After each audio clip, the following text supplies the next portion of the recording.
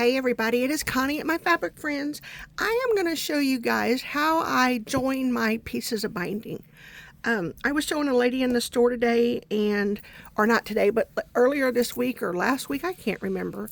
And I tried to find the video on it and I just could not find it. But here are some of my binding tools that I do use. I use this lovely magic wand, and then when I'm marking it, I use this Fons & Porter pen. It's a chalk pencil, and we do have them in the store. They just work really wonderful. I always I always keep these by my sewing table, but every once in a while I have to go look for them because I sew at too many different areas in the store. So I've got my binding sewed together, and it's from about here to here, and we're going to say that's about 12 inches. So I'm going to bring this over here, and I have an iron on my left, and I'm going to heat my iron up. There's several ways you can do it. One is you can just take your finger and just do that. Fingernail, if you have fingernails. The other is you can use a chalk pencil, like a chalk, like it's a little piece of chalk or like your kids' chalk or whatever. And I'm going to put this one about like this, so they're about 1/4 of an inch apart. Let's stick that over there. Now, since I have my iron so close today, I'm going to use my iron, and I'm just going to press it. And yes, I'm ironing on my table of my machine, which is not probably wise, but I just needed to heat it up just a little bit. So now all I need is a pen. I need 2 of these actually, just 2 pens. And I'm going to put this with, if this was like regular fabric where it had a good side and that's the underneath side, you're going to put the pretty side up, and you're going to go from underneath, and you're going to stick a pin right where that crosses with the horizontal and the vertical line.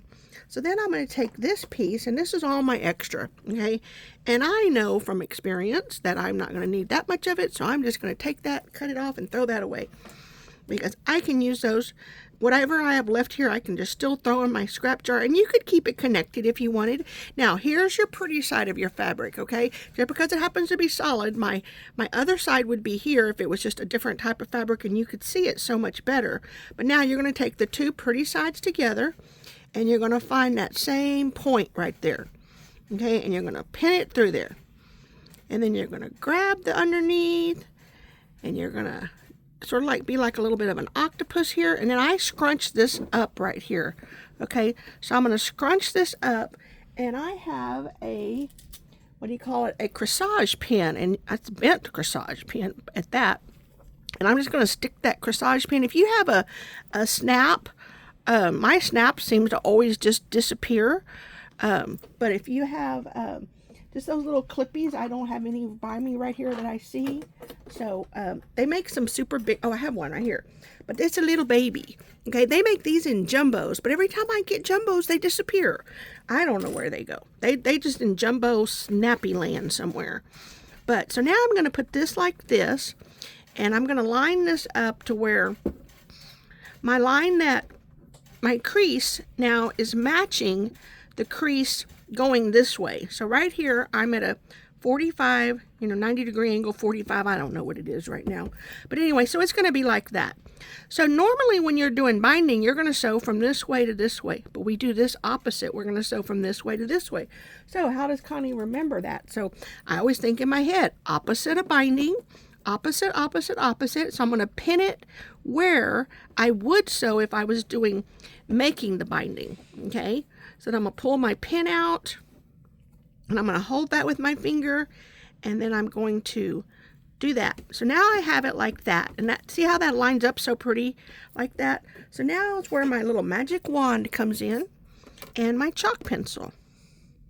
And if I'm doing a light fabric and I don't have my chalk pencil, I will use a number 2 pencil.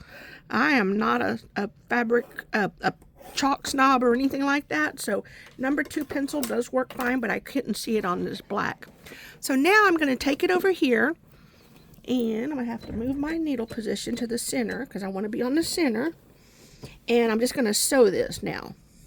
I'm going to pull this. This is a big quilt. It's like 98 by 104, so it's a mammoth one. So I'm going to just sew on that line.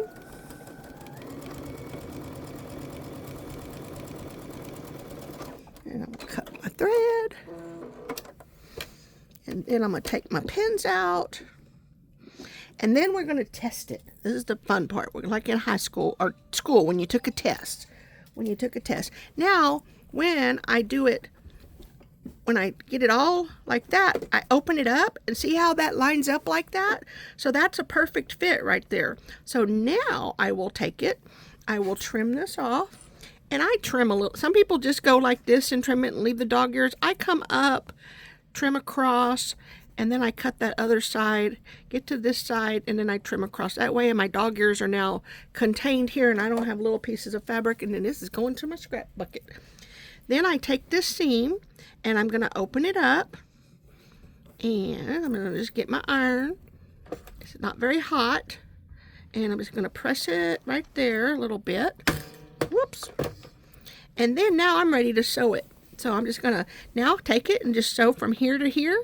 And just like that, without any tools other than, just a little ruler and a pencil and 2 pins. That's all you need. Not another ruler, not a binding tool or anything like that. This is just my favorite method because if I'm at a retreat, I can do it. If I'm in the front of the store, I can do it. I don't have to go look for something else to do. So y'all have a blessed day and we'll see you guys next time. Bye.